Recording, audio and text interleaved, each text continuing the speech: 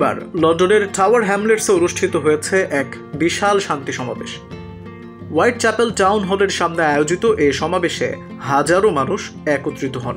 এখানে বিভিন্ন ধর্ম, বর্ণ ও সম্প্রদায়ের প্রতিনিধিত্ব ছিল সবার মাঝে। সমাবেশে অংশ নেন স্থানীয় রাজনীতিবিদ, ধর্মীয় নেতা ও কমিউনিটি প্রতিনিধি।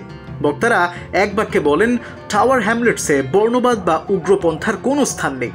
তাদের বার্তা ছিল স্পষ্ট, ফার রাইট ও উগ্র মতাদর্শকে প্রশ্রয় দেয়া হবে না। এই বিজয় শান্তিপ্রিয় মানুষের, কোনো সুবিধাবাদী গোষ্ঠীর নয়।